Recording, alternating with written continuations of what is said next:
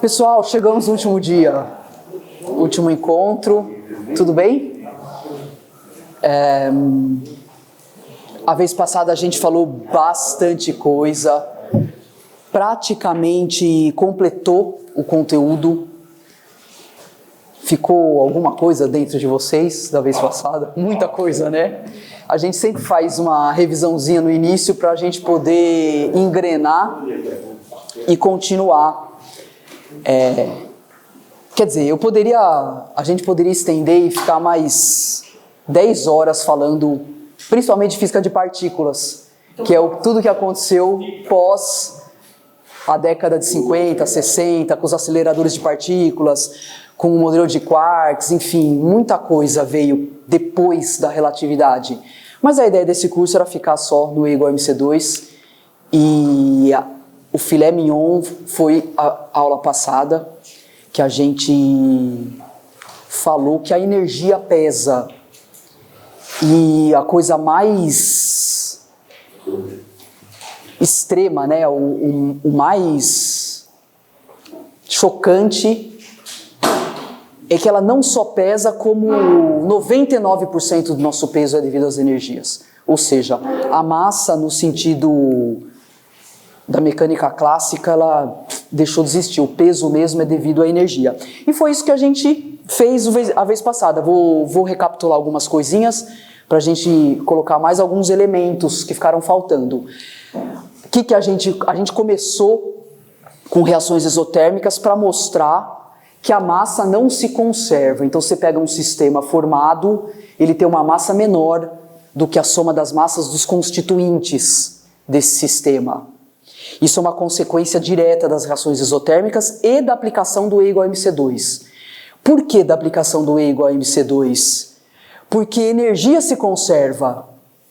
E quando você faz uma equação de energia e transforma essa equação numa equação de massa, e só deu para fazer a equação de massa depois de 1905, né?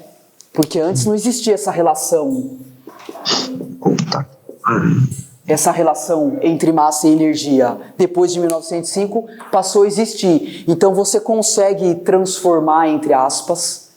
Quando eu falo transformar entre aspas, é brincar com a equação matemática, né? Se você tem uma equação de energia, se você dividir pelo C quadrado, você vira uma equação de massa. E é isso mesmo. Foi isso que a gente fez aqui. Equação de massa para chegar nessa equação de massa. E depois a gente transformou essa equação inequação. Na verdade é uma inequação, não é uma equação. Porque não é uma igualdade. É uma desigualdade. Tem um sinal de maior ou menor aqui, né? Então, se você multiplica pela aceleração da gravidade, você vai ter o peso daquele objeto. O peso. E a gente escreveu isso da vez passada, que o peso do sistema é menor do que o peso dos constituintes separados. Na hora que os constituintes se juntam, tem uma coisa diferente, que o peso do conjunto. O peso do sistema fica diferente. E o que é essa coisa diferente? A gente viu, então, figuradamente, né? A gente faz um desenho de uma balança, a força-peso atraindo para baixo o campo gravitacional, a Terra atraindo para baixo os pedaços e a Terra atraindo para baixo o sistema. No caso aqui, o hidrogênio e o deutério. O deutério é um núcleo, né? E aqui os pedaços desse núcleo, que é o próton e o nêutron. E quando você coloca na balança, o deutério é mais leve e o hidrogênio é mais leve. E aí a gente entrou dentro do sistema para entender o porquê. Porque sempre quando eu faço essa pergunta, por que ele é mais leve, todo mundo fala por causa da reação exotérmica, e não é por causa disso. A reação exotérmica, ela só constata, ela não explica o porquê. Porque depois que o sistema está formado, você não precisa nem saber que ele foi formado por uma reação exotérmica, percebe? Tá lá. Você encontra um hidrogênio na natureza aqui, ó, um hidrogênio que está aqui, ó. Daí você pega um próton e um elétron, que são os constituintes do hidrogênio. Por que o hidrogênio é mais leve? Você não precisa saber que existiu a reação exotérmica. A reação exotérmica é passado. A conservação de energia, isso foi uma coisa bonita que a gente falou a vez passada. A conservação de energia, ela é no tempo. A conservação de energia acontece no tempo. Ela acontece entre um antes e um depois. Então, aquele sinal do igual da conservação de energia é conectado pelo tempo. O sinal de igual é uma divisão do tempo. Passado e futuro. E a energia é sempre a mesma. Ou seja, a energia é eterna. E aqui a gente desligou o tempo do sistema, a gente desligou o tempo e olhou para o sistema. Pessoal, tudo bem que o hidrogênio é eterno? É um átomo. Tem até uma frase bonita do Einstein, que vocês já devem ter ouvido falar, que é mais fácil destruir um átomo do que um preconceito. Querendo dizer que o átomo já é impossível você destruir um átomo, porque o átomo é eterno. Tudo bem, você pode fazer processo, você pode quebrar um átomo, você pode. Mas se, por exemplo, se tiver um átomo aqui, o átomo é eterno. O átomo de hidrogênio que tem no meu corpo, ele está desde o início do planeta Terra. Ele só foi mudando de corpos, se mudando. E os átomos foram criados nas estrelas. Vocês sabem disso, né? Todos os átomos que existem foram criados nas estrelas. Aí quando a estrela acaba o combustível, ela explode e joga a matéria. A estrela é uma fábrica de átomos. Joga a matéria para o universo inteiro e de alguma forma os planetas vão se formando e veio parar a matéria aqui, nesse planetinha que a gente vive. E todos os átomos que estão aqui foram criados numa estrela. E os átomos, eles estão aqui, é eterno. Pode ter transformação, mas ele é uma substância. Substância no sentido de atemporal. Tudo bem? Então, quando você olha para o átomo de hidrogênio, não tem um antes, não tem um depois. O que é o átomo de hidrogênio? Você olha com uma lupa. Não existe essa lupa, tá? Nenhuma lupa do mundo consegue ver a cola, porque o campo é invisível.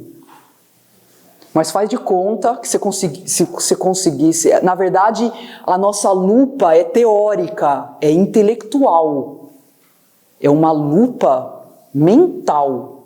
E esse campo é indetectável também? Não, totalmente detectável. Ele é invisível. Mas como é que você sabe que o campo existe? Campo elétrico. Não é que você detecta o campo, você detecta o efeito do campo. Qual que é o efeito do campo? Atração e repulsão de cargas, aqueles processos de eletrização.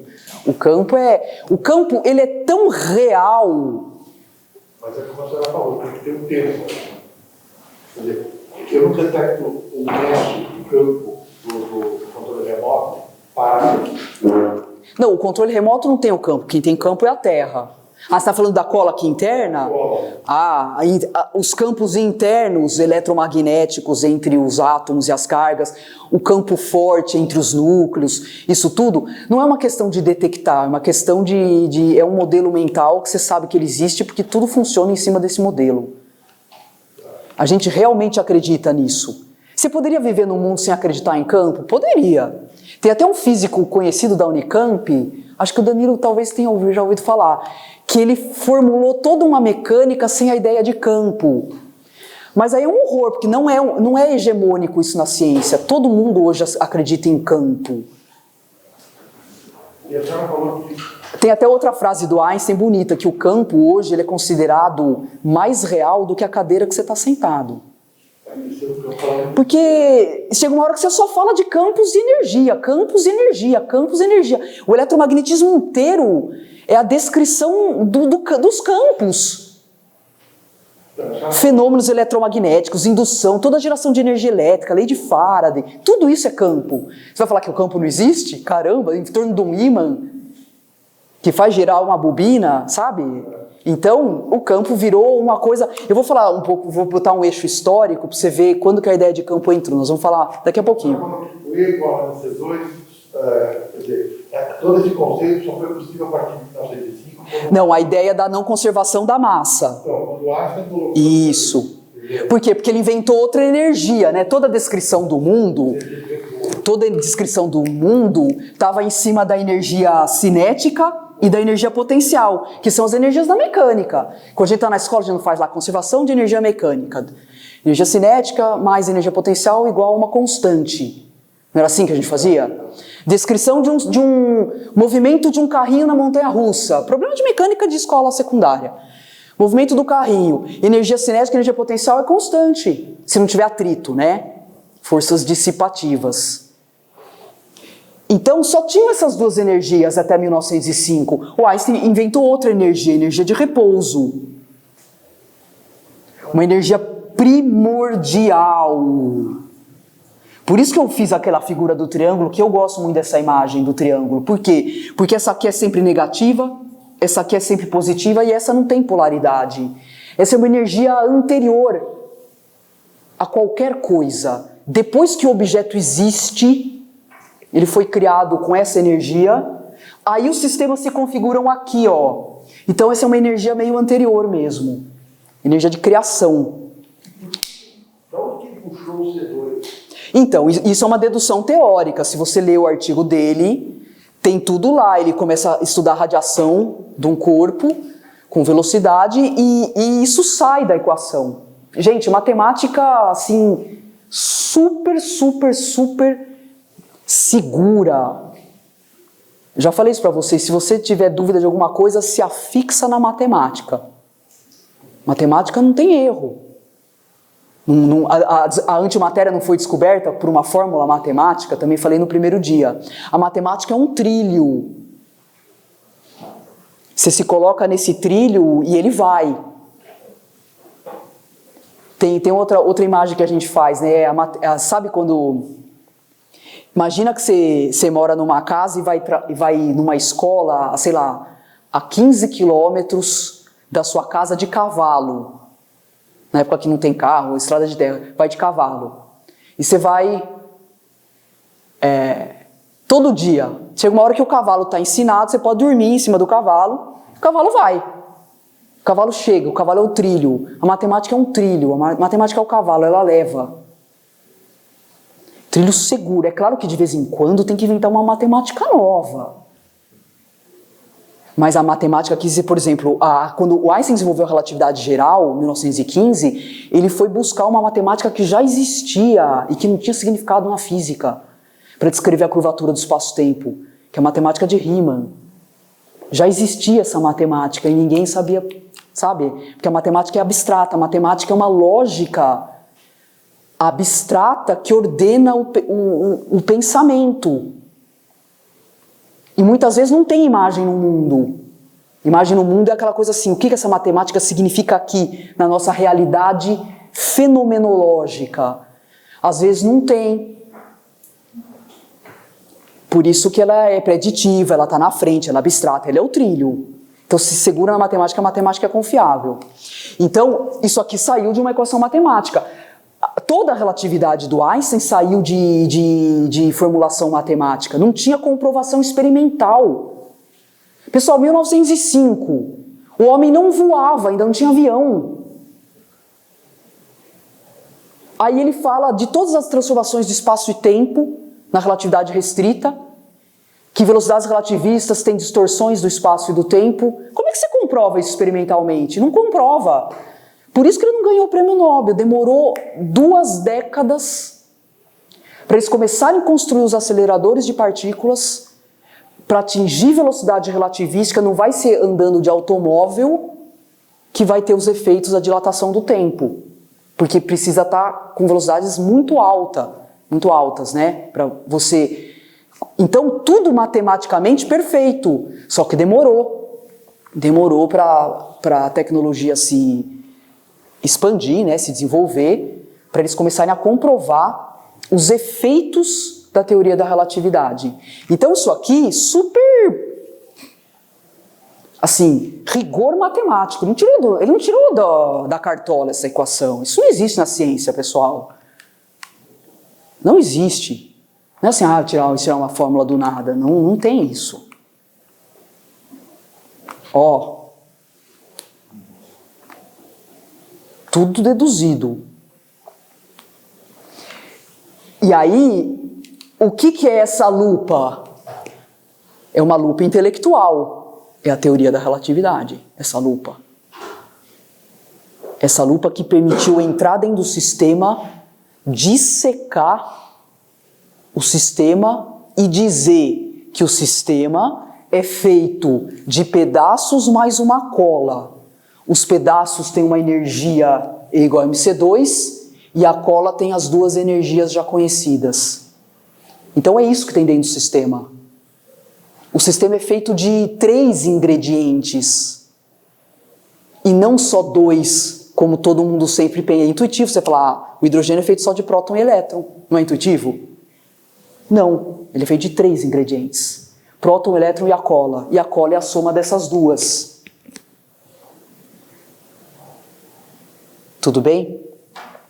Mesma coisa aqui para o deutero. Então essa é a diferença. Quando você olha para um sistema qualquer, ele tem os pedaços, no mínimo 2, pode ter 3, 4, 5, no mínimo 2 pedaços, mais uma cola que gruda. E essa cola é o termo que não é massivo, tá vendo? Não é um termo que vem da massa.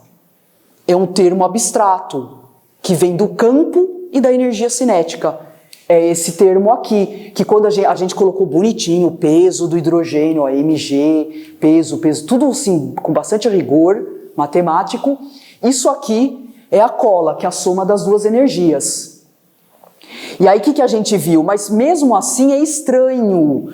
Como é que pode o sistema ser mais leve do que os 2 pedaços? Matematicamente, o único jeito desse termo aqui ser menor do que esse é esse termo ser negativo. E de fato, ele é negativo. Esse aqui tem que ser maior do que esse para que a soma dê negativa, né? E foi isso que nós vimos também na aula passada, ó. Todas as energias potenciais dos sistemas ligados à natureza. Pessoal, tudo bem que aqui estão as 4 forças da natureza? É o infinito. Aqui. A coisa maior que pode existir é um sistema solar. Aí você vai diminuindo, é o átomo. Depois vem o núcleo. A menor coisa é o próton, que é o próximo passo. Ó, sinal negativo, sinal negativo, sinal negativo. E aí, a energia interna, que é a soma das duas, também é negativa. E depois a gente pôs o próton como sendo um sistema completamente diferente. Completamente diferente. E no caso do próton, a energia interna, que é a soma da cinética com o potencial, ele dá positivo. E eu comentei com vocês por que essa diferença de qualidade, porque a matemática é uma linguagem, ela está dizendo alguma coisa. Se aqui é positivo, o que significa esse positivo? Tem uma diferença de qualidade no sistema. Tudo que existe, ó, tem a cola negativa, menos esse é o menor sistema, o menor. Não tem sistema menor do que o próton, que forma a matéria palpável da terceira dimensão. Não tem. E por que é positivo? Porque eu falei, né, o potencial é externo. Quem dá existência e segura o próton é como se fosse a bolha de água mineral de uma água com gás. É fora da bolha. O tamanho da bolha depende da pressão externa. Aqui também, quem segura o próton é um potencial externo, que é o vácuo. Hoje tem um modelo de vácuo. Essa é a diferença, por isso que ele é positivo. E qual que é a implicação disso? A implicação, a gente vê, para o átomo, o peso da energia quase nada. Por isso que Lavoisier é uma boa aproximação na física atômica. Você chega no núcleo, o peso já começa a fazer diferença. Não dá mais para usar a lei de Lavoisier nos núcleos. E no próton, então, nem se fale. 99% do peso do próton é devido às energias. Os quarks representam 1% da massa do próton e do nêutron também, porque o próton e o nêutron é muito parecido. Tudo bem? Querem perguntar alguma coisa? A força fraca é não. Boa pergunta. Na verdade, são 4 forças fundamentais da natureza: a força gravitacional, a eletromagnética, a fraca e a forte. A força fraca, chamada também de interação fraca, também é considerada uma interação, mas ela não tem esse sentido dos sistemas de interação entre dois, que mantém um sistema tipo potencial. Mas ela também foi incluída como força, interação, porque ela é responsável pelos decaimentos radioativos. E esses decaimentos são estimulados por partículas tipo campo. Então, como é campo, botaram força fraca. São campos, são bósons aqui também na força fraca. Mas a gente não deu o exemplo aqui porque não é um sistema que liga, né? A força fraca, ela tem um outro... Mas é campo também. Campo fraco, tá? E aí, qual que é a implicação maior de tudo isso? Que absolutamente tudo que existe, toda a matéria palpável, concreta, macroscópica, que a gente enxerga, que a gente pega, que a gente vê, que a gente come, toda a matéria no estado líquido, sólido, gasoso, tanto faz, é formada de átomos. Os átomos, 99% do peso do átomo são os núcleos, os prótons e os nêutrons. 99% do peso do próton é a energia. Então, quando você coloca uma coisa dentro da outra, só sobra energia interna. Então, o que pesa mesmo na balança é a energia. Não é mais a massa que pesa. Porque não tem. Só tem 1% de massa. E o que é esse 1%? 1% é da massa das partículas elementares. Os quarks e os elétrons. Então, em última instância, nós só somos feitos de quarks, 3 quarks, elétrons e as energias. 99% é isso daqui. 1% é isso aqui. Ó, você aqui, ó.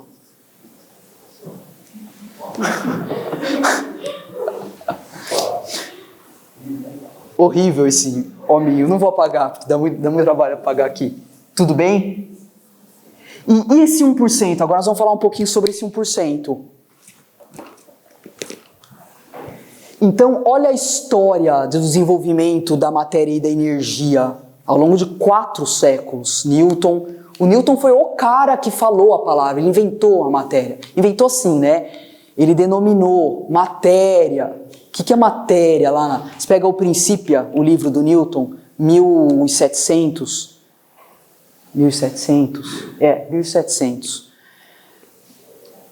Ele fala matéria sujeita à inércia e à gravitação. Você vê, o Newton ele foi simplesmente assim, sem palavras, porque ele cercou tudo o que podia no universo da mecânica, com as 3 leis da dinâmica e ainda a lei da gravitação. Que são 4 leis de Newton, as 3 da dinâmica e a lei da gravitação. Ele cercou tudo que diz respeito à matéria e à energia, embora a palavra energia não lembra, né? Não existia na época do Newton. Então, na época de Newton, a matéria sujeita à inércia, eram as propriedades da matéria, inércia e gravitação. Aí, o desenvolvimento da eletricidade, 1785, desenvolvimento da eletricidade. Pessoal, de que idade que é o campo? Qual que é a data do nascimento da ideia de campo? 1820. Pessoal, o campo não existia na época de Newton. Quem que falou de campo, a ideia de campo pela primeira vez? Faraday. Campo elétrico, com cargas elétricas. Então, a ideia do campo elétrico foi importada para a mecânica. Fala assim, bom, se tem uma coisa que haja distância aqui, que permeia uma coisa abstrata, em volta das cargas elétricas, aqui também deve ser assim. Aí importaram a ideia de campo para o campo gravitacional da mecânica, ou seja, a mecânica foi passada a limpo, porque na época de Newton não tinha campo gravitacional, tinha gravidade, queda dos graves, né?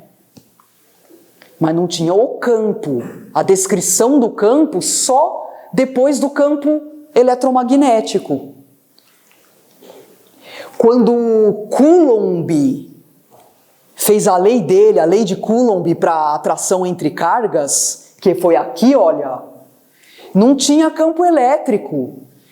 Ele copiou o Newton para fazer a lei de Coulomb. Olha aqui, ó. A força gravitacional é assim, ó, uma constante, produto entre as massas, inversamente proporcional ao quadrado da distância. Como é que é a força elétrica do Coulomb? Uma constante, produto entre as cargas, inversamente proporcional ao quadrado da distância. Você acha que ele copiou? Claro, deve ter um princípio de unidade na natureza. E ele sabia disso. Então, assim, é muito parecido. Fez os experimentos da balança de torção, da eletricidade. E deu tudo certo. Então, igualzinho. Mas aqui também, quando Coulomb formulou a lei de Coulomb, não tinha campo. Não tinha campo. O campo veio só depois.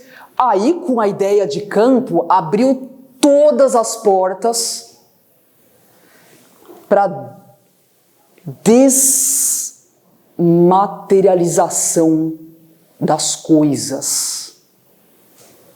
Existe alguma coisa que é extenso. Porque isso aqui não é extenso, isso aqui, ó, é impenetrável. Existe alguma coisa que penetra a matéria, o campo atravessa a matéria. Você bota uma carga elétrica aqui, tem um campo elétrico, aí você põe um quarto, o campo atravessa. Abriu as portas. Essa é a ideia mais assim, que abriu todas as portas para tudo que foi desenvolvido depois. Campo atravessa coisas. Campo é infinito. Campo é abstrato. Campo é invisível. Campo atravessa a matéria. Campo permeia todo o espaço. A ideia de campo. E aí, com os fenômenos do eletromagnetismo, o que eles... Maxwell aqui, ondas eletromagnéticas com Maxwell, a luz é uma onda eletromagnética, eles não sabiam, onda eletromagnética, aí o que eles perceberam? Que campo tem inércia. Campo tem inércia, a onda tem inércia. Se você jogar uma onda aqui, ela arranca o elétron, que nem choquinho de bolinhas de bilhar, a gente não faz também na escola, problemas de quantidade de movimento, com conservação de quantidade de movimento, com choque de bolinhas. Então, você pega um fóton que não tem massa, mas tem energia, ele também se choca com bolinha e transfere momento, igualzinho. Então, o campo também tem momento e tem inércia. Peraí, mas a inércia não é propriedade da matéria? Aqui começa. Aqui começou. Não, a inércia não é propriedade da matéria, a inércia é propriedade da energia. Aqui começou. Com o desenvolvimento do eletromagnetismo, começou a quebrar as coisas aqui. E foi a semente que brotou na teoria da relatividade. Olha, pouquinho antes. Depois, campo tem energia, na verdade a energia é da inércia. 1905, Einstein vem com tudo. E o Eagle MC2 mostra isso. Mostra isso. Que as partículas têm inércia, fóton tem inércia, a luz tem inércia, pessoal. A luz tem inércia.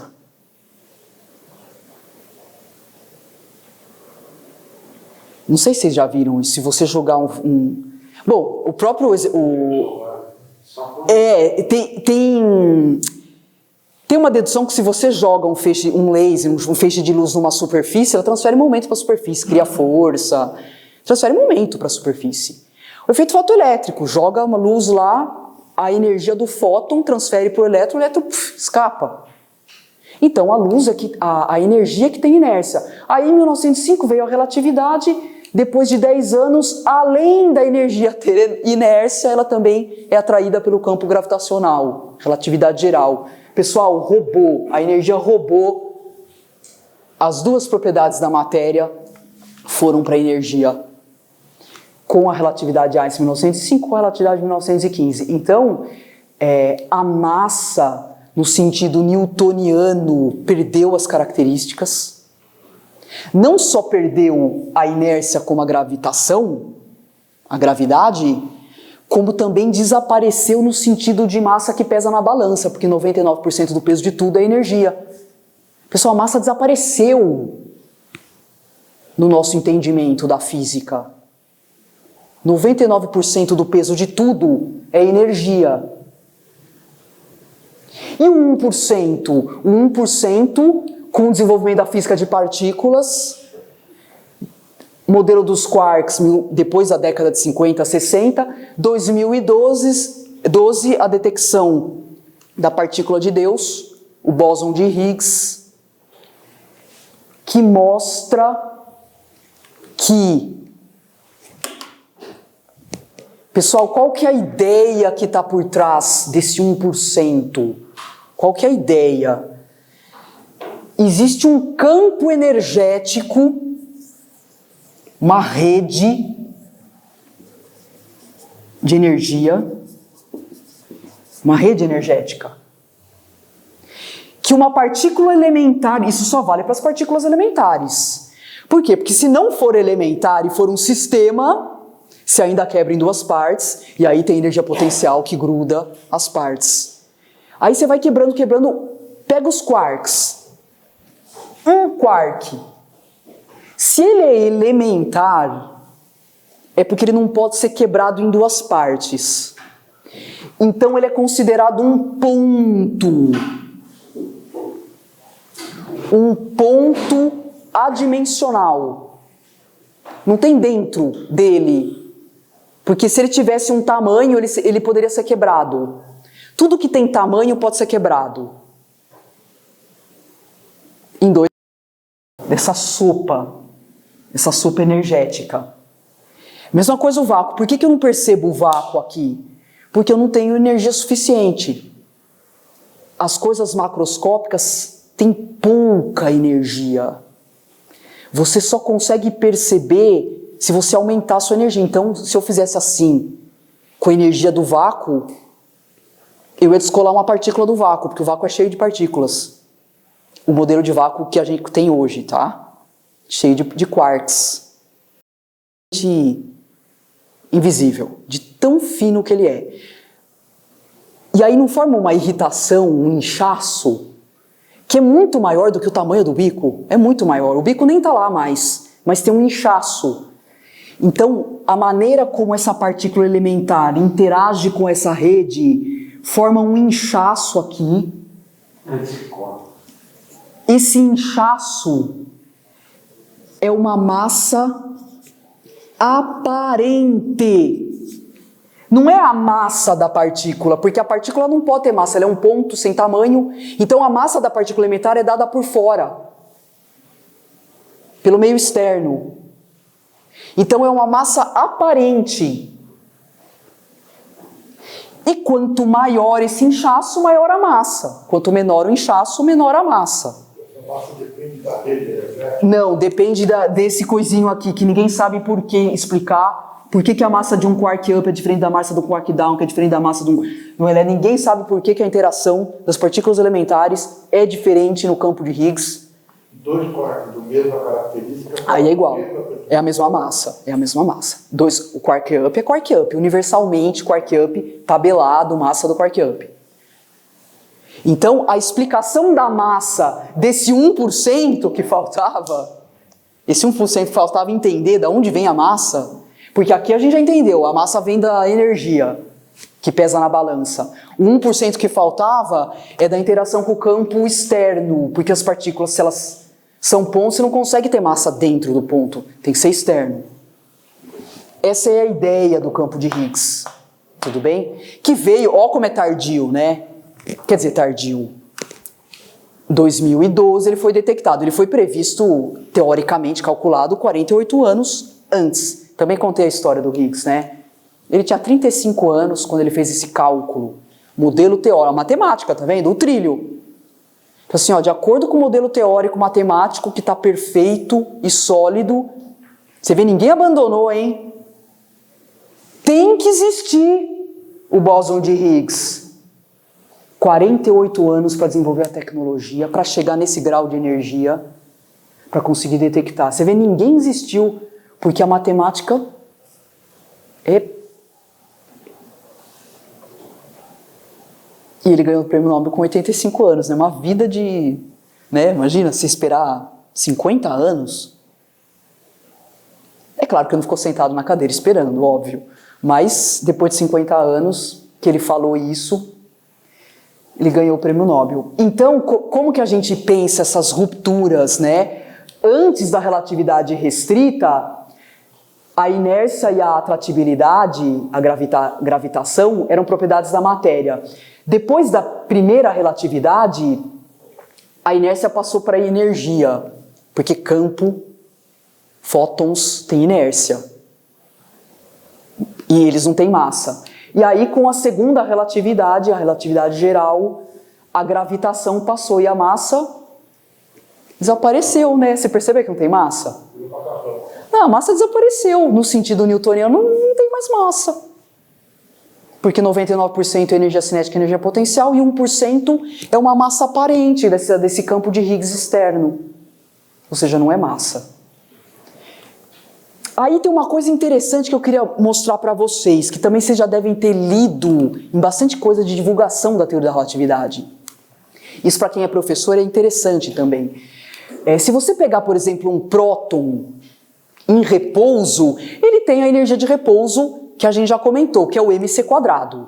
É a massa dele, vc². Se você pegar esse próton e imprimir velocidade nele, um feixe, sei lá, e botar a velocidade nele, que energia que ele vai ter? Além da de repouso, você soma um termo de energia cinética. Então, um próton, uma partícula qualquer em movimento, tem a energia de repouso mais uma energia cinética, tudo bem? E a energia cinética é proporcional à velocidade. Então, aumenta a energia da partícula quando ela está em movimento. Por causa desse termo aqui. Daí, se aumenta a velocidade, por exemplo, para um V2, uma velocidade maior, a velocidade da partícula aumenta, a energia da partícula também aumenta, tudo bem?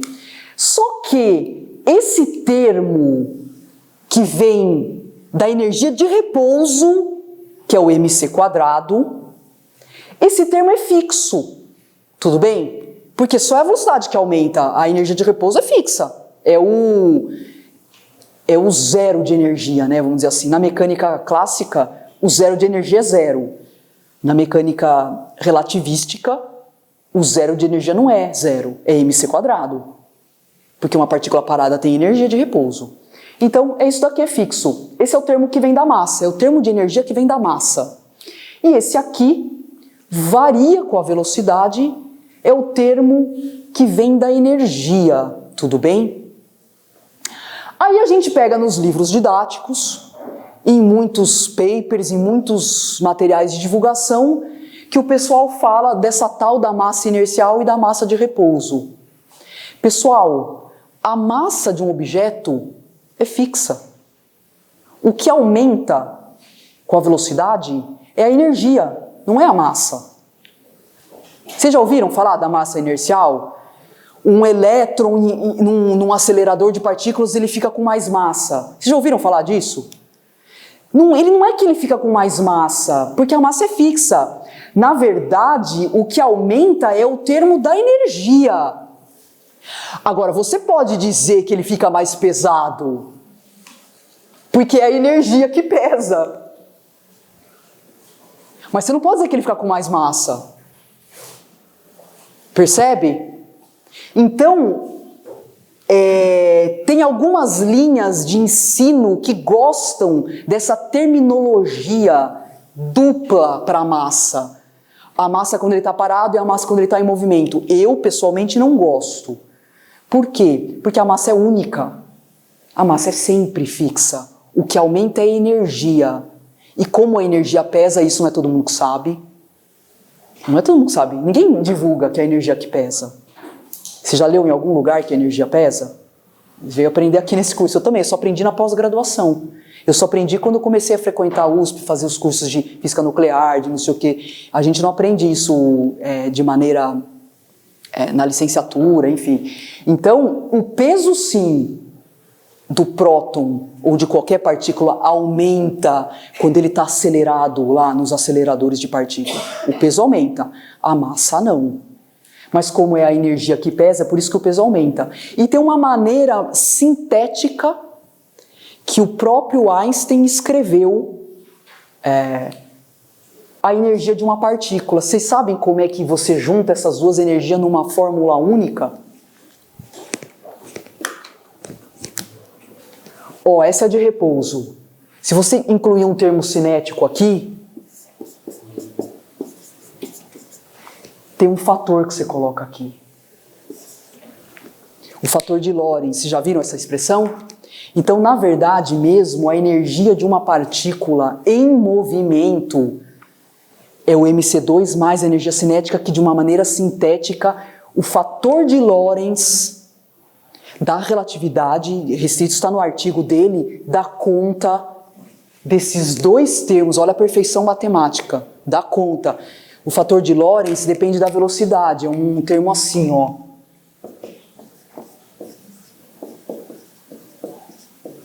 Isso aqui é o fator de Lorentz, só depende da velocidade. Quanto maior a velocidade, maior o fator de Lorentz, mais energia a partícula vai ter, quanto mais velocidade ela tiver. Tudo bem? Então, quando a gente fala que E igual a MC2, tem que colocar um adendo. Só quando a partícula está parada. Porque E não é igual a MC2. E é igual a gama MC2. Porque a partícula também pode estar se movimentando. E se estiver se movimentando, você tem que incluir o gama. Tudo bem? Mas assim, pela fórmula, a gente tem o peso, né, igual a massa, peso da gravidade. No caso do acelerador de partículas, a gente aumenta o peso, a massa é fixa. Não, você não aumenta o peso. Você aumenta a energia. A energia aí acaba pesando. Isso. Aí no caso, seria como se estivesse trabalhando em cima da energia desse gravitacional que trabalharia em cima. Não é essa energia que aumenta, ó. É o termo cinético. Porque depois da relatividade, a energia de uma partícula tem desmembra em dois aqui, ó. É a energia de repouso mais a energia cinética.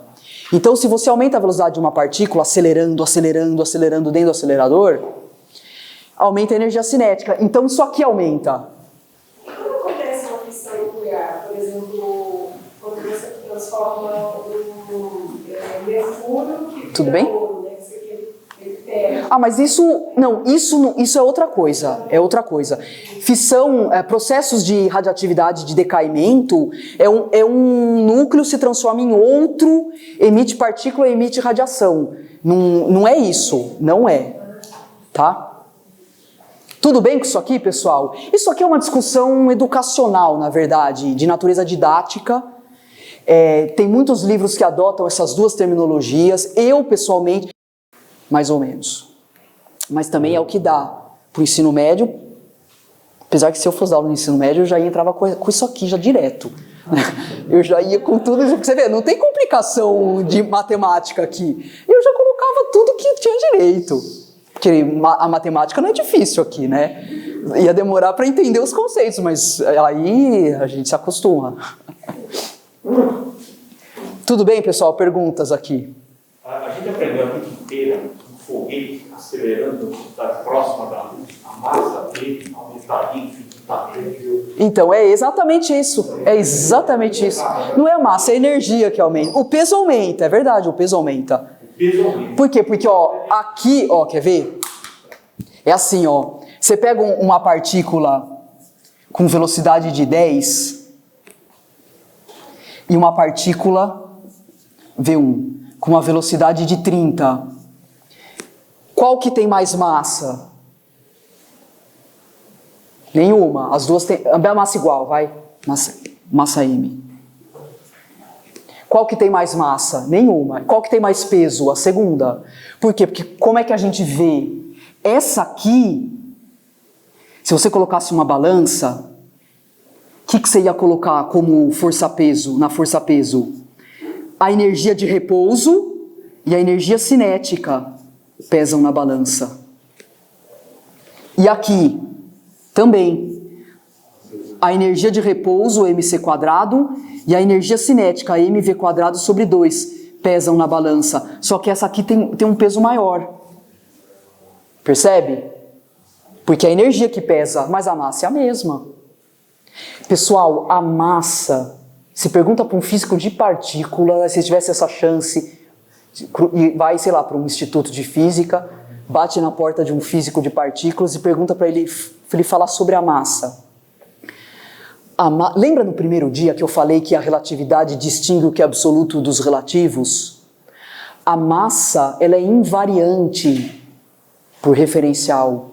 O que muda é a energia das partículas nos referenciais. A massa é fixa, e quando eu falo que é fixa, é um invariante por referenciais. Mora no mundo dos absolutos. No vácuo, como que é o comportamento? Oi? No caso do vácuo, assim, o comportamento, ele tem essa energia aumentada? Um vácuo é uma sopa energética também, né? Não é uma partícula, então não dá para raciocinar como partícula livre. O vácuo é uma sopa de quark e antiquark. Não dá para raciocinar com isso aqui. O vácuo é um modelo totalmente diferente. Não, tá tudo aqui assim, ó. E estático. O vácuo tá aqui, ó. Tem uma densidade enorme de energia. E por que a gente não percebe? Porque eu não tenho energia suficiente para excitar o vácuo. Mas teoricamente, se tivesse essa energia... É o que acontece nos aceleradores. Ferve o vácuo e começa a brotar. Brotar do nada não, né? Sai do vácuo um monte de quarks. Tudo bem? Obrigada. O que mais, pessoal? Estamos indo já para o fim do curso. Tudo bem? Então,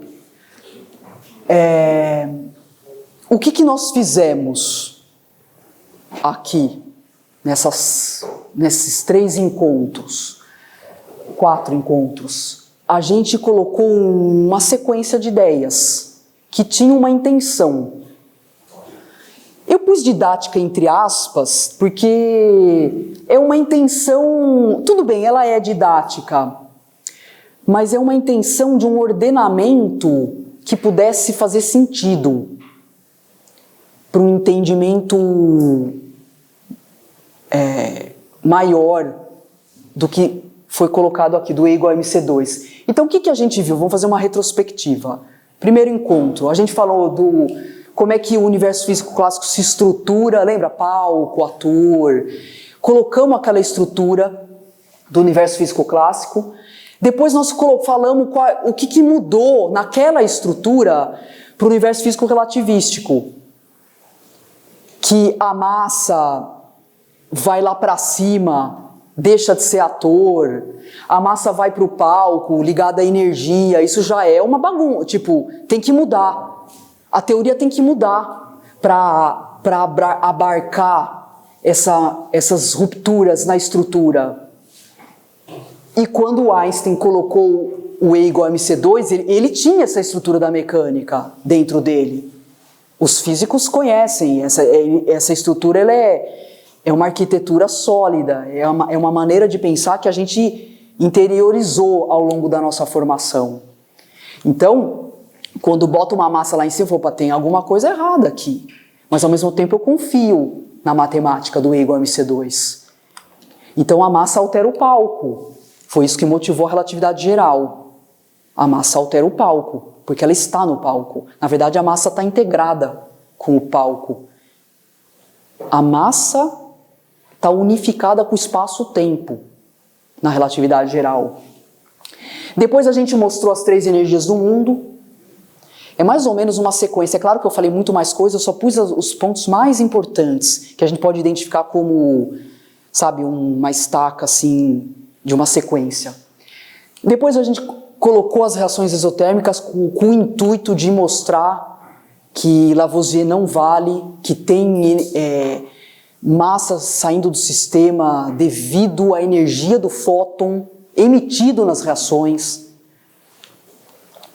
Depois a gente mostrou que existe uma cola que é dada por essa soma de energia cinética e energia potencial, e que para os sistemas ligados essa cola é sempre negativa, e é por isso que o sistema pesa menos que a soma das partes. Isso é uma característica muito bonita e fundamental da natureza. Essa energia é negativa, é por isso que o sistema pesa menos. Depois nós falamos que a luz pesa, como ela é energia, ela acaba pesando, tem uma trajetória curva, um espaço curvo, e que 99% do peso de tudo é devido às energias. E cada item desse é como se fosse uma flecha que aponta para algo. Aponta para algo. Para algo de uma estrutura. Como se fossem facetas de algo. Tudo bem? Uma sequência de ideias. E agora, por exemplo, agora uma quebra. Você pega um cubo. Todo mundo sabe que é um cubo aqui, né? A turma do Zoom também, né? Um cubo. Como que a gente aprende, ou aprendeu, o que é um cubo? Como que nós aprendemos? Vendo o desenho. Vendo o desenho? Sim. Quando que você viu o desenho de um cubo? Pega a memória da tua vida, vai. A criança sabe o que é um cubo? Não gosto de volta, né?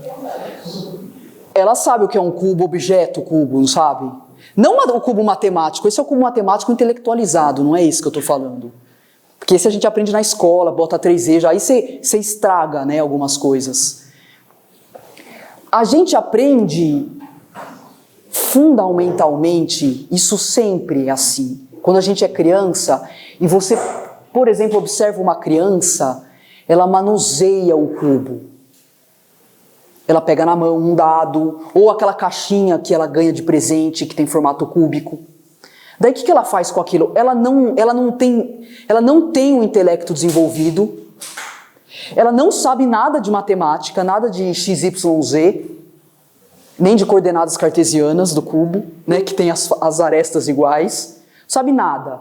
Mas ela manuseia o cubo, ela faz assim, depois ela faz assim, ela vira ao contrário, ela olha de todos os jeitos, ela lambe o cubo.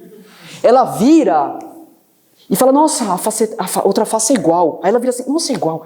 E ela vai virando. Aí quando ela dá uma volta completa, ela vê que é igual. Poderia não ser, mas no caso do cubo é. Por exemplo, se ela pega uma xícara, ela pega na mão a xícara, ela lambe, ela olha a xícara assim. Aí ela vai virando. Aí tem uma asa. Aí ela, de repente ela deixa de ver a asa, porque a asa está pro lado de cá. Aí quando ela olha, a asa voltou. Ou seja, ela percebeu alguma coisa. Ela percebeu,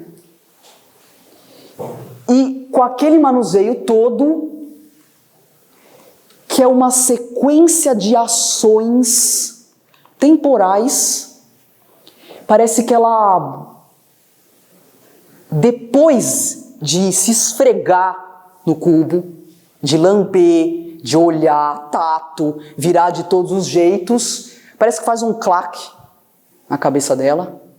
E ela entende o que é o cubo. Da maneira mais direta, sensorial e imediata.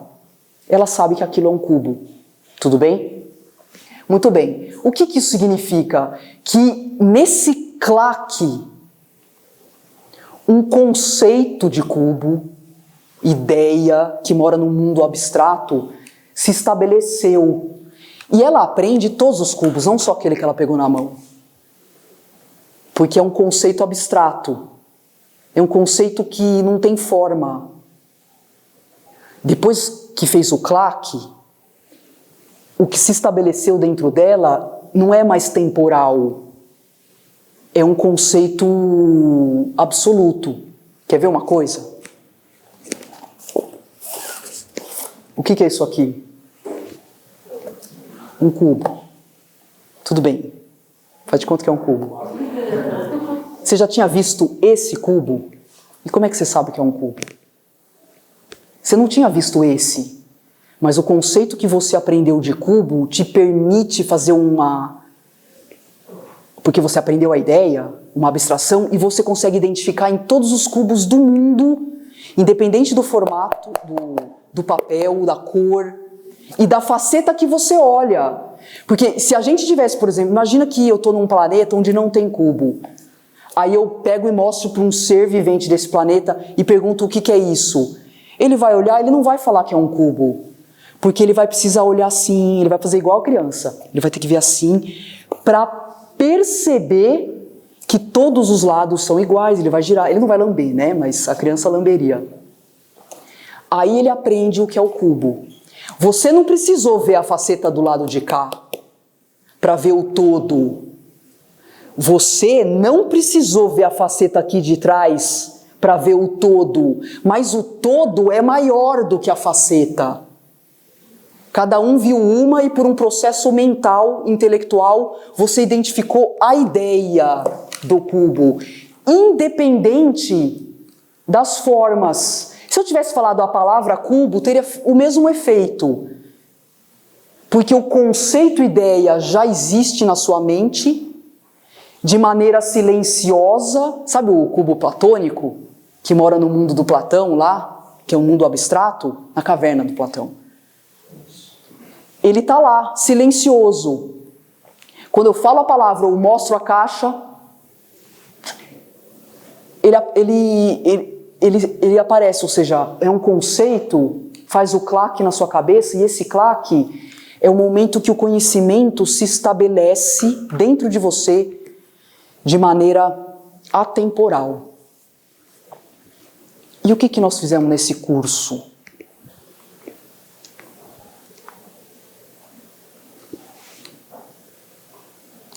Cada ideia dessa é uma faceta. Um elemento mais. Só que essas ideias, e que eu fui colocando, a gente foi se esfregando nas ideias, se esfregando. Uma sequência de ideias. Só que essas ideias, elas não são paralelas assim. Elas estão apontando para alguma coisa. E fez um claque. O que é esse claque que está aqui? Aqui. Qual que é o cubo, o conhecimento que espero que tenha ficado estabelecido de maneira temporal? Pessoal, é o E igual a MC2. Que tem tanta coisa dentro do E igual a MC2, tantas facetas, tantas percepções, tantas emoções, tanta coisa que foi vivenciada, que hoje quando você olhar para essa expressão, você vai falar assim, nossa, olha quanta coisa, vai despertar, porque ele é silencioso, vai despertar algo que é muito maior do que pode se falar. Porque o que dá para falar é o que está no trívio, é uma pontinha assim. Mas todas essas facetas que a gente vivenciou aqui se compuseram para fazer um claque na cabeça de vocês. E a partir de agora, acho que toda vez que você olhar o E igual a MC2, você vai falar assim, nossa, não consigo falar o que é o E igual a MC2, mas olha quanta coisa tem por trás de tudo isso. Pessoal, acabou o curso. Acabou. Acabamos antes, só 1 hora. Não precisa bater palma.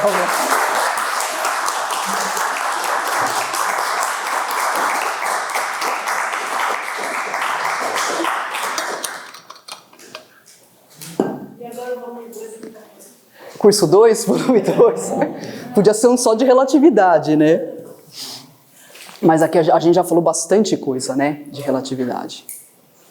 Você já pensou na possibilidade de, no futuro, se Deus quiser, mais próximo possível, conseguirmos desenvolver um mecanismo que possa olhar dentro do quarto e acabar descobrindo. Ah, já estão fazendo isso. Tem um sistema. Não, já estão pesquisando, aumentando energia, tentando entender se o quarto é feito de... Dividir o quarto. Já estão pensando. Você acha que os físicos são bobos? Estão fazendo um monte de coisa. Mas, assim, Opa! até agora, o quarto é o ponto final. É, Porque você chegou antes ao meio quarto. É. Assim. é. Mas isso por falta de mecanismo.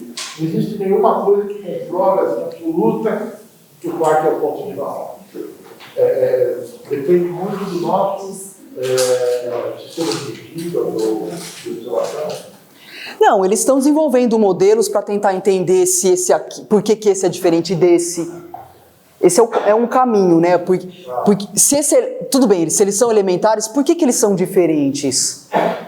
Pode ser que tenha algum comportamento interno que dê essa diferença. É isso que eles estão tentando estudar. Diferença... Tem uma nova teoria da relatividade. Não é física de partículas isso. Isso aí assim, tá na fronteira, é o que hoje estão fazendo. Sabe? Uma opinião pessoal, tem física? Não. É o infinito dentro do finito. Assim como no macro, não tem física. Não, aqui não tem fim, porque aqui é o infinito, mas aqui é finito. Não me pergunte. Professor, Não me pergunte. Porque o infinito é finito, mas aqui no plano, aqui é diferente. Não sei se dá para sentir isso que eu estou falando, mas... Deixa eu fazer uma última pergunta. Daqui a pouco a turma do Zoom vai falar, um minutinho só. Isso me atormenta. Nos anos 30, o Edwin Hubble descobriu que as galáxias estavam Se afastando. É. Ou seja, chegou a conclusão que o universo está expandindo em velocidade cada vez maior. Se ele bota por água abaixo, tudo isso. Por quê? Tá? Não sei. Só porque o universo está expandindo? Isso aqui é a física do microscópico. Mas isso não é devido à energia. Então, essa é outra interrogação da astrofísica. Energia escura, ninguém sabe o que é. Não, ninguém sabe. Então, isso está na fronteira mesmo do conhecimento que a gente tem. Tem muito chão ainda para entender. Não abala nada desse. Não, a física microscópica, não. Então, tem gente pesquisando aqui dentro e tem gente pesquisando... Tem... Agora, você pega um balão que vai se encher. Qualquer ponto do balão, as coisas E aí, pessoal, vocês querem perguntar alguma coisa aqui? eu gostaria de fazer uma pergunta, professor. Pode falar. Na verdade, são três. A primeira, a questão matemática. E é igual a MC2, como é que se obtém o quadrado da velocidade da luz? Então, questão você vê, essa meramente dedução, Jorge, ela é uma dedução matemática. Entendi. Esse C é uma constante da natureza. Não é que você vai pegar uma partícula e imprimir nela uma velocidade que é o quadrado da velocidade da luz. Não, Sim. o C é uma constante da natureza. E aqui aparece ao quadrado. Mas a máxima velocidade de uma partícula é C. Aliás, não chega a C, porque partículas com massa não chegam a C. A única partícula que tem velocidade C é o fóton, que não tem massa. Não tem massa. Ó que legal, deixa eu emendar o que você falou, Jorge. O fóton, como ele não tem massa, ele não interage com o campo de Higgs. É a única partícula que não interage com o campo de Higgs. Passa reto. Não interage com essa rede aqui. Todas as outras partículas interagem com o campo de Higgs e adquirem massa por causa disso. Deixa ele continuar. Fala outra pergunta, Jorge. A segunda é sobre os campos, a noção de campo. Uma das grandes críticas, né, de Einstein foi que ele não admitia entre as partículas a ação à distância. Quer dizer, não existe ação à distância. Dois corpos, eles precisam estar ligados para que um haja sobre o outro. Não era isso? Não era o Einstein que... na verdade, não é que não admitia. Essa questão da ação à distância era uma discussão que existia antes da ideia de campo aparecer. Porque como é que a Terra atrai a Lua se o campo não existe? Pensa como Newton. Pensa como Newton. Como é que a Terra atrai a Lua se o campo não existe? Então existe uma ação à distância, força gravitacional à distância. Como é que uma carga atrai outra carga se o campo não existe? Pensa como Coulomb. O campo não existia na época de Coulomb. Então eles falavam que era ação à distância. Depois que apareceu o campo, não tem ação à distância, porque o campo preenche tudo. Então não é ação à distância. Uma carga está embebida, imersa no campo da outra, não tem distância. O campo é uma extensão da coisa, tanto da massa quanto da carga. O campo... Então as coisas, massa e carga, deixaram de ser coisas. Passaram a ser... Tem aura, tem energia que transmite, tem comunicação, sabe assim? É a ideia de campo. Entendi. É a ideia de campo. Entendi. E essa ideia, então, não se aplica, em tese, na física de partículas, né? A ideia de campo é imprescindível, porque as partículas... Tanto que hoje todas as partículas que tem nesse livrinho aqui, ó, elas são divididas em partículas tipo campo, que são os bósons de calibre, e partículas tipo massa, que são partículas que não... As partículas tipo campo são as partículas mediadoras. O gluon dentro do próton, o meson pi dentro do núcleo, tudo partícula mediadora, é partícula tipo campo. Entendi. Eram essas minhas perguntas, obrigado, Fabiana, era só isso. De nada. Caio ia perguntar? Quem? Pode falar. Professor, uma dúvida para a definição de massa. Correntemente, o que se pensa sobre massa, essa propriedade que a partícula adquire por interagir com o campo de Higgs, é isso? Ó, tá vendo? Você tá querendo ir pro mundo do trivial, né? De falar sobre a massa. Pessoal, não vou falar... Olha, dá para falar o que é massa? Você pode definir massa com palavras? Depois de tudo que a gente viu aqui, sabe, foi colocando elementos. E aí eu fui para Copenhague, no Instituto Niels Bohr, e fiz uma pesquisa lá com os físicos. Foi meu pós-doc. E eu perguntei exatamente o que era massa para eles. Perguntei para todos os físicos de diferentes áreas. Semicondutores, físico de partículas, físico astrofísico, não sei o quê. O físico de partículas me respondeu exatamente isso que eu falei assim, eu não sei o que é massa. E eu falei assim, eu entendo tudo isso matematicamente, mas o conceito de massa é silencioso para mim. Eu falei assim, como é que você quer que eu fale o que é massa? Você quer que eu fale? Vem cá, 10 horas de curso, vamos lá. Então, como é que você vai falar o que é o E igual a MC2? Vai, você sai aqui da esquina, vira aqui a esquina, vem alguém e pergunta assim, o que é o E igual a MC2? O que você vai falar em uma frase o que é o E igual a MC2? Você consegue?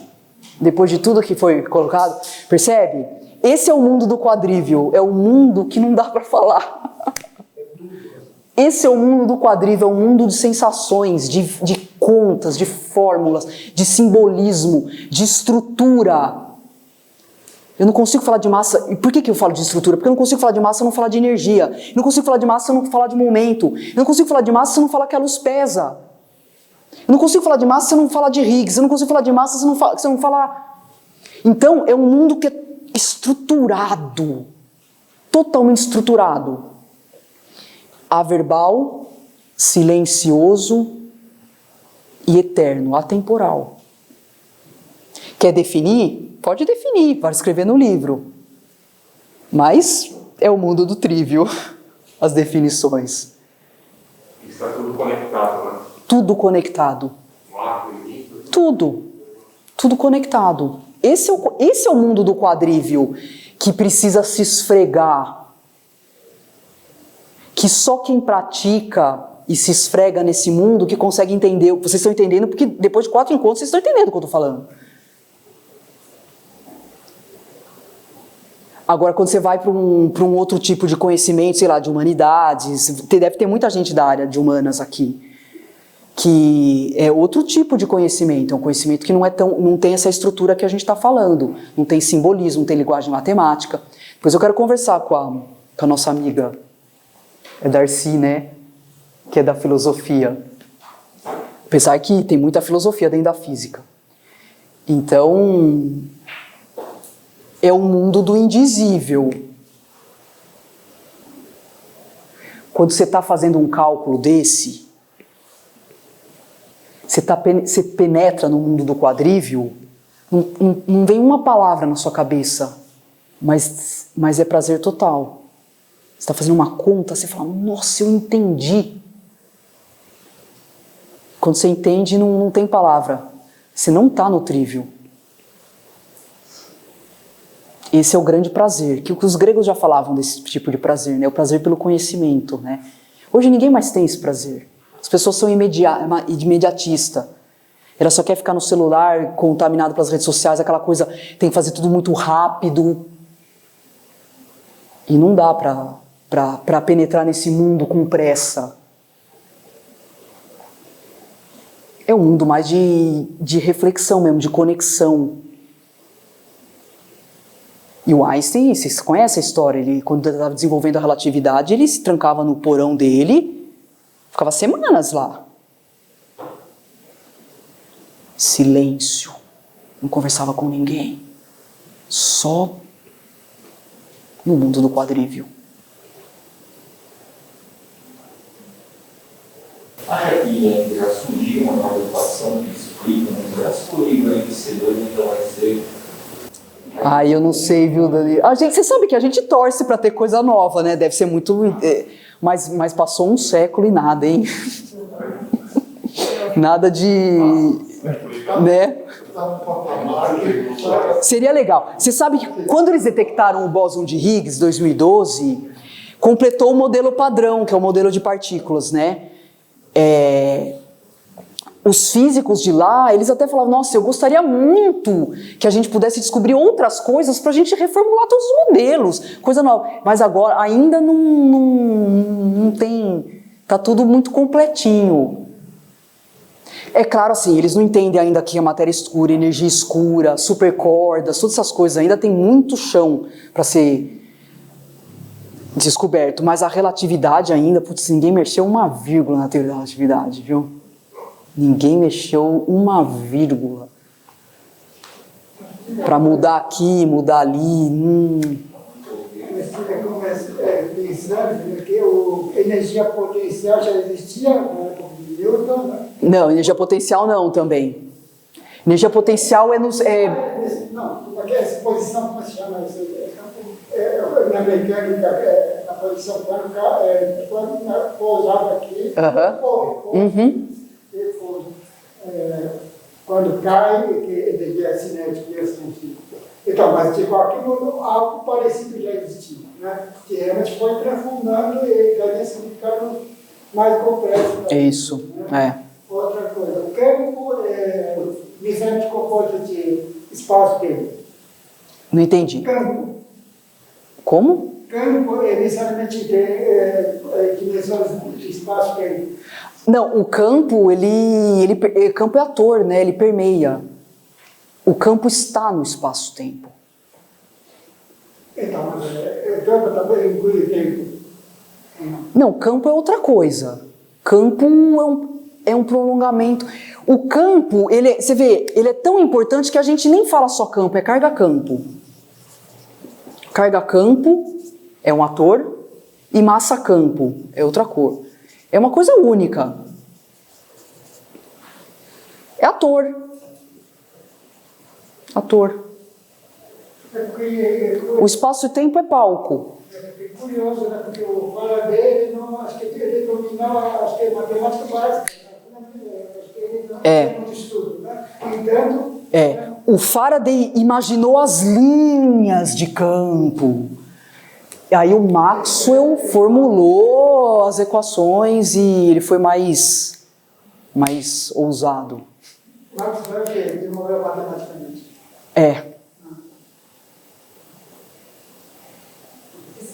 Imagina. Se a gente pensar no nível de ondas, né? A gente enxerga, a gente tem um feixe de visível muito pequeno. Então, se a gente pensar que nós somos 99% de energia, 1% só dessa massa, também será que seria possível? Porque assim, a gente tem um universo gigantesco. Então, pode estar envolvido a tal comprimento de onda que às vezes estão extraterrestres, vamos dizer assim, só que eles já são tão envolvidos que eles só têm energia. E a gente esbarra neles. Você vê, dá para viajar, né, nesse conceito. Pô, se a gente é só energia, dá para viajar nesse assunto, mas aí sai um pouco sai da física.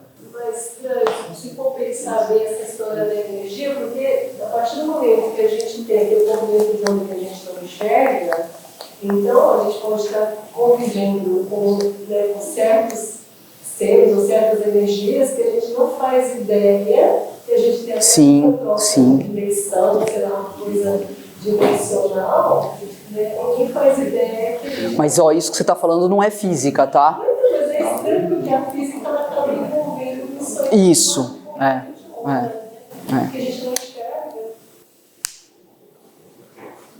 Tá bom, pessoal? Encerramos o curso, querem tirar uma foto? Todo mundo junto? Vamos? Pessoal do Zoom, não dá para tirar foto com vocês. Gente, uma pena. Obrigada pela presença de vocês. Obrigado a você, Fabiano. Foi excepcional o curso. Coloque o nome no chat, eu vou dar um certificado para cada um que compareceu, tá bom? Se vocês quiserem conversar qualquer coisa, me mandem um e-mail, estou à disposição. E a gente, sei lá, quem sabe se cruza em algum lugar em breve. Tá bom? Muito legal, tomara que sim. Obrigada, pessoal. Deixa eu botar